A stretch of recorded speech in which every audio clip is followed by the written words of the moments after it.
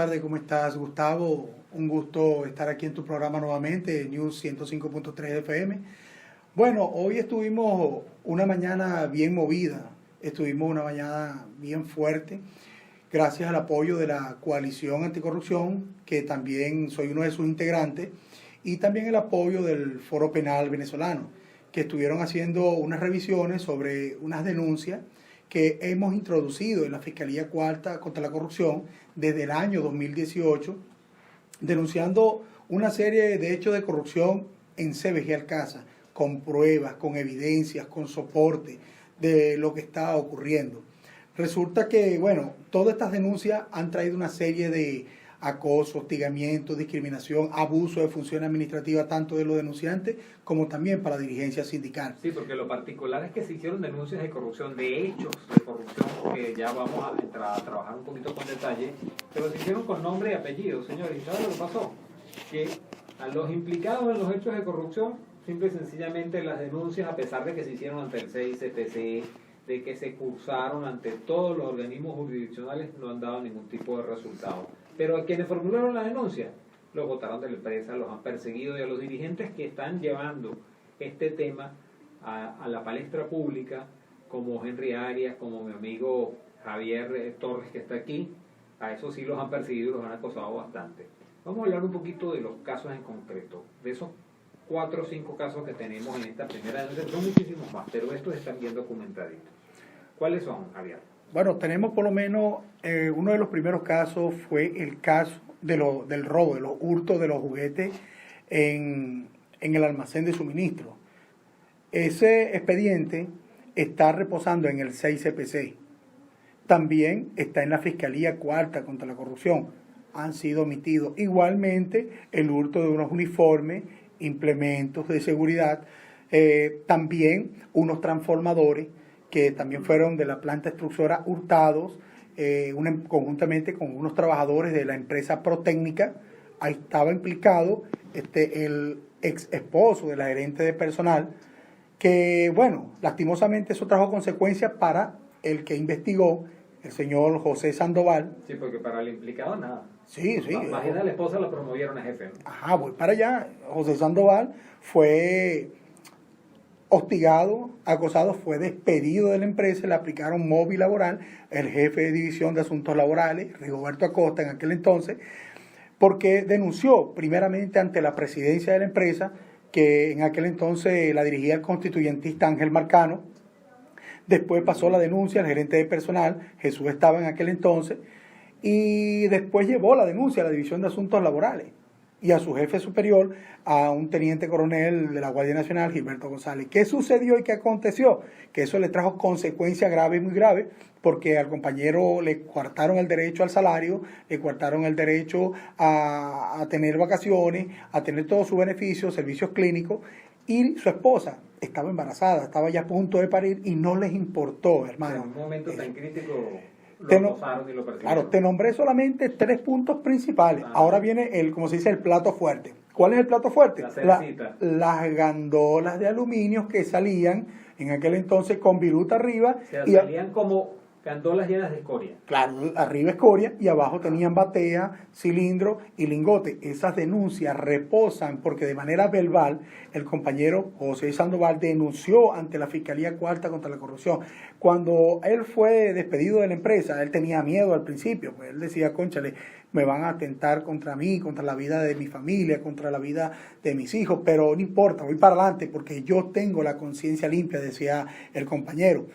Mira, qué triste y lamentable que por denunciar unos hechos de corrupción con pruebas, con evidencias, con soporte, a los que denuncian con pruebas, los castigan, pero aquellos que están cometiendo esa gran denuncia los premian con cargos burocráticos, y lo más triste es que en esos cargos burocráticos que premian aplican abuso de funciones administrativas y violaciones también de derechos humanos. Sí, señor. Que siempre impera en la corrupción es el tema de la impunidad. Y muchas veces la impunidad no viene solamente porque los organismos jurisdiccionales no hacen lo que tienen que hacer, que en el caso venezolano lamentablemente no lo están haciendo, sino porque la misma gente se pone un bozal, se asusta y no denuncia. Señores, el no hacer la denuncia es el primer paso para facilitar la corrupción. Por eso aplaudo la actitud valiente de nuestro amigo Javier Torres, que de todos los dirigentes del caso África nos acompañó el día de hoy, es uno de los que ha trabajado más fuerte en esto y de los que más denuncias ha hecho. Pero a estas denuncias se suma toda una realidad bien triste en la empresa, Javier. Y es que, ¿cómo está la empresa? ¿Cuánto aluminio están produciendo ahorita? Bueno, como dice un compañero periodista también, ¿no? Damián Prat, él decía, en Alcázar se producía una ñinguita de aluminio, ahorita ni una ñinguita se produce, porque gracias al desfalco que existió en nuestra factoría, mira, honestamente no se produce nada en CBG Alcázar. Mira, yo me sorprendí de algo que sucedió también hace como más o menos una semana, que fue con el arranque de 2 celditas en Benalún, que hicieron una fiesta, hicieron bombos, platillos, pero 2 celditas. Ahora, ¿cómo sostienen esas 2 celditas? Un teatro con 2 celdas. Pero es que, ¿cómo sostienen 2 celdas si los rectificadores, mi hermano, los rectificadores no soportan a sostener 2 celditas? ¿A quién le van a caer embuste? Pregunto. ¿No pueden aguantar 2 celdas nada más? No pueden aguantar los rectificadores porque es muy poca la carga que ellos tienen que... Ahora, ¿de dónde sacan la corriente ellos? Pregunto, ¿de dónde la sacan? Si los rectificadores, lo mínimo en Alcázar, trabajaban eran con 10 celdas. Cuando bajaban a 9 ya los rectificadores no soportaban. ¿Entiendes? Wow. Porque cada celda te trabaja con 5 amperios. Entonces, mira, te digo algo. Yo no sé qué está pasando aquí en Venezuela, que hay una opacidad administrativa y jurídica en todos los organismos, como Fiscalía, Tribunales, Defensoría del Pueblo, Inspectoría del Trabajo sucesivamente. Yo siempre he dicho que el valiente vive hasta que el cobarde quiere. Y nosotros tenemos que armarnos de valor y determinación para poder confrontar las imposiciones de este terrorismo de Estado que le están aplicando no solamente a la dirigencia sindical, también a la sociedad civil y a los trabajadores. Vamos a ponerte este ejemplo simple. Tenemos un país secuestrado. Claro, un trabajador solamente por colocar una pancarta en Planta Casima, en Sidetur. Sí, señor. Una pancarta exigiendo solamente respeto a sus derechos laborales y sociales. De esta semana. ¿Qué es lo que sucede? A ese compañero le llegó el DIGESIN, le llegó el SEBIN, le llegó la Guardia Nacional, le cayeron el golpe y se lo llevaron preso. Tenemos el ejemplo del presidente del sindicato, creo que de los maestros en el estado Sucre. Sí, señor. Solamente una paliza y lo detuvieron. Bueno, porque nada más exigió en una asamblea, yo vi el video. Bueno, pero es que si no exigió salario nada más. Tenemos aquí en Guayana el ejemplo del dirigente Rubén González. Roney Álvarez. También. Bueno, Rodney Álvarez tiene ya ¿cuántos años? Ya 8 años, 9 meses preso sin juicio. Sin juicio. Responsabilizado por un crimen que no cometió. Correcto. Y en el caso de Rubén González es la segunda vez que está en un proceso de encarcelamiento, en este momento en una situación delicada para su salud. ¿Por qué? Por intentar cambiar, por luchar por los derechos de los trabajadores. Y es que cuando hablamos de derechos de los trabajadores, mira, están pasando unas cosas aquí tan extraordinarias y tan locas que chicos se nos salen de lo cotidiano. Pareciera que estuviéramos hablando del mundo de lo absurdo, y es, por ejemplo, el caso de cómo está el salario de los trabajadores. Cuéntame, háblame un poquito de eso. Bueno, eso te puedo decir que el salario de los trabajadores está totalmente degradado desde que el señor Nicolás Maduro decretó el 1 de septiembre una reconversión monetaria, donde hay una palabra muy popular que expresó el constituyentista José Gil. Él dijo que los trabajadores, gracias a esa reconversión, no viajarían más en patineta, viajarían en Rolls Royce. Por Dios, no tenemos ni patineta, ni Rolls Royce, no hay gasolina, no hay caucho, ni batería, no hay medicina, no hay comida, y con un salario que lo que da es lástima, porque no llega ni a $10, mi hermano. ¿Cuántos trabajadores no he visto yo vendiendo teticas de azúcar, teticas de café, teticas de aceite, para poder tener efectivo para pagar sus pasajes o llevarle a su familia un poquito de yuca, un poquito de sardina? Porque mira, da tristeza de que el trabajador que ha dado una vida, que se ha perjudicado los pulmones, tiene el corazón grande, tiene hernias discales, tiene enfermedad visual, enfermedad en los huesos por enfermedad que agarra el flúor de la celda, ¿ve? No tengan ni con qué comer. Y peor aún, aquellos jubilados que cuando salen de esa empresa, que ellos salen como enfermos ocupacionales y ellos piensan que van a salir con una jubilación digna. No. ellos salen a morirse. ¿Cuántos trabajadores que han salido jubilados de ese viaje a casa y le van a entregar su cheque de jubilación cuando ven un cheque de 300.000 bolívares por 30 años de servicio, 500.000 bolívares por 35 años de servicio? Mire, esa gente, no, al mes me entero yo que esos hombres o mujeres se han muerto.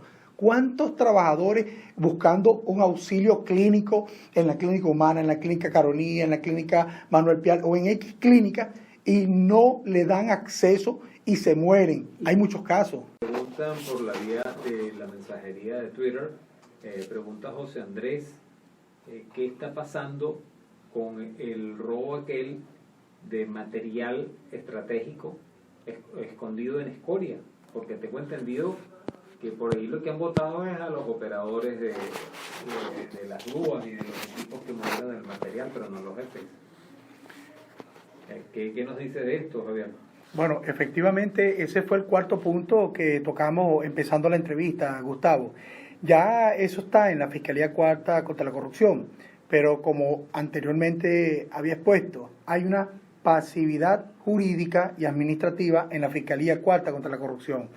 Hay una cosa que está sucediendo en esa fiscalía, que cada vez que nosotros solicitamos que nos den respuesta a esta información, no atiende la fiscal. Nos dicen que no atiende la fiscal, nos dicen no puede, está en reunión, no va a venir hoy. Entonces, oye, están dándole mucha larga a esto. ¿Será una fiscal ausente o desaparecida? Será. Y no, y lo más triste Lo es que pasa es que en estos casos, y eso es bueno también destacarlo, Javier, a la mayoría de los fiscales que han estado actuando en la Fiscalía Anticorrupción, los que no están presos los han destituido. Sí, eso es correcto. Yo te puedo dar los nombres. Ahí tenemos a la fiscal superior, Zaida Farfán, ahí ella está presa. Tenemos al fiscal Dani Zambrano, ahí lo destituyeron. A Fernando Betancourt, está preso. A la señora Adela Torres, que es la fiscal cuarta también, está destituida. Entonces, todos los que están llevando los casos de la corrupción aquí en las empresas básicas de Guayana, lo están destituyendo. ¿Qué es lo que sucede? O sea, que debe ser la fiscalía que nadie quiere que le den. Claro, que ahí hay un pulpo con muchos tentáculos, hermano, y es como siempre le he dicho, estamos rodeados de pirañas y tiburones, porque resulta y acontece que aquel que denuncie va preso, va votado, es perseguido o acosado. Es decir, la justicia es para el bobo, no para aquel que está cometiendo el hecho punible o el acto de corrupción. Qué terrible eso. Por aquí nos pregunta Margarita, que es trabajadora de Alcázar. ¿Qué ha pasado? Estas denuncias nunca llegaron a las manos del presidente entonces de la empresa, nuestro querido constituyentista que está proponiendo que ahora los alcacianos nos metamos uniformes y salgamos a defender la revolución.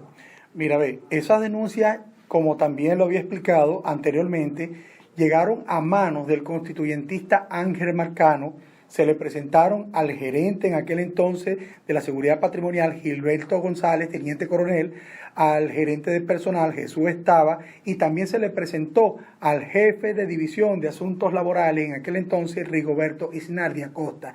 Que todo eso le trajo consecuencias al compañero José Sandoval. Sí, lo votaron, casi su mujer en París, y le quitaron el derecho al salario, le violaron sus derechos fundamentales, sus derechos humanos. Mira, entonces, por denunciar, ve todo lo que le sucedió, pero sí llegaron a mano, y eso está en la Fiscalía también, Cuarta contra la Corrupción.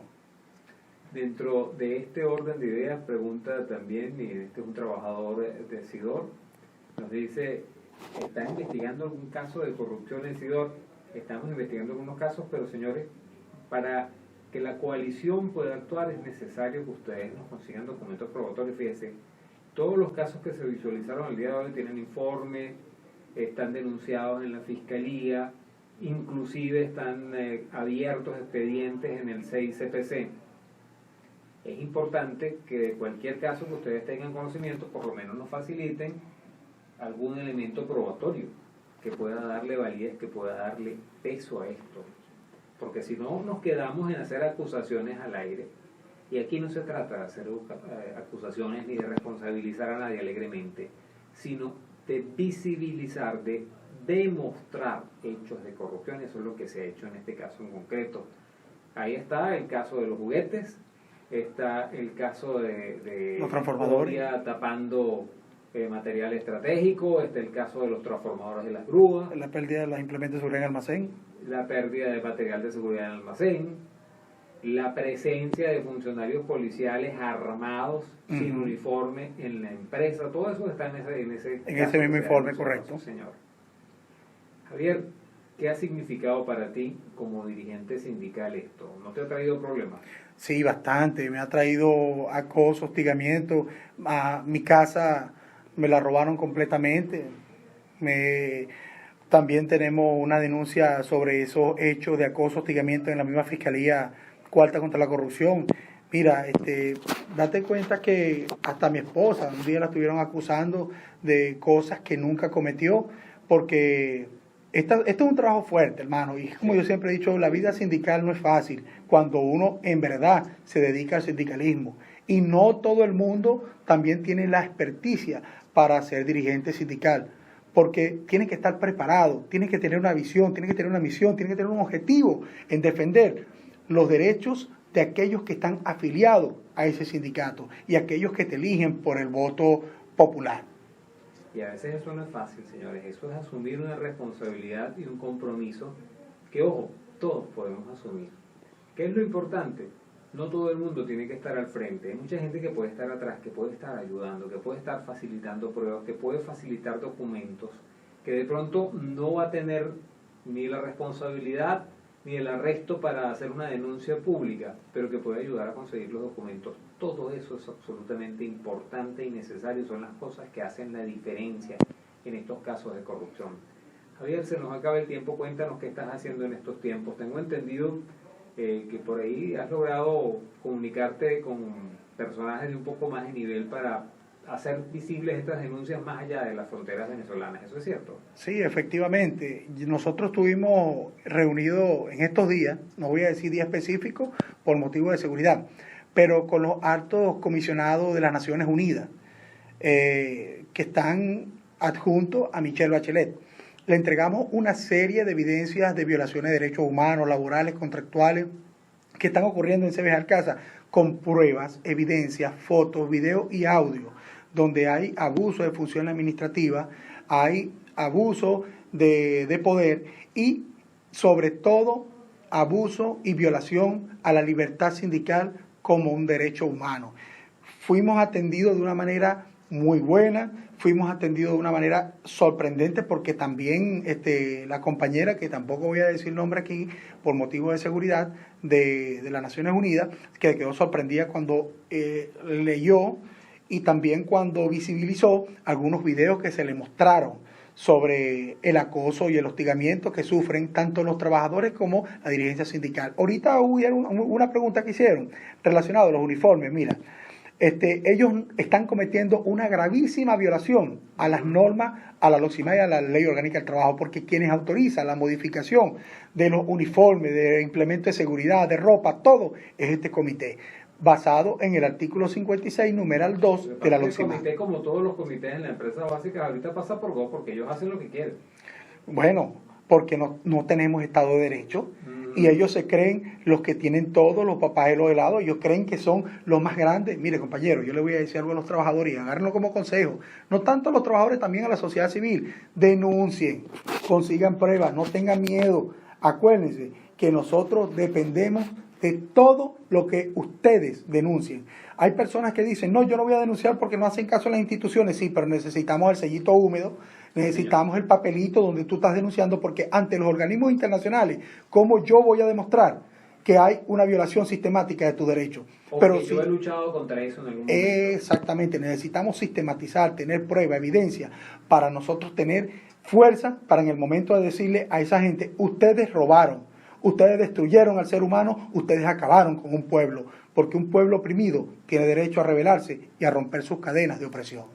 Sí, señor, muchísimas gracias a Javier, que nos ha acompañado gracias, este Gustavo. día, y gracias por asumir esa responsabilidad.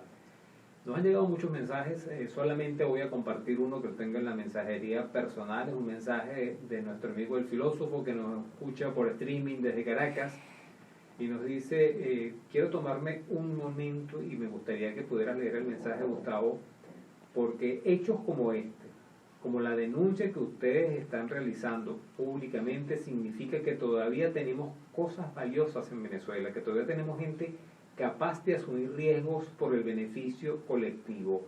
Esto es lo que todos debemos hacer. Más que culpar a alguien por lo que no ha hecho, tenemos que pensar qué es lo que nosotros podemos hacer. Que Dios los bendiga y los guarde, y felicitaciones por el valor. Muchas gracias a ustedes. De verdad, muchas que gracias. el valor de Javier y de todas las personas que están luchando contra la corrupción es algo que merece el mejor de los aplausos y merece el respeto y la valoración de todos nosotros. Muchas gracias. Gracias a ti, Javier. Nos toca despedirnos. Como recuerden que, como siempre, llegamos a ustedes gracias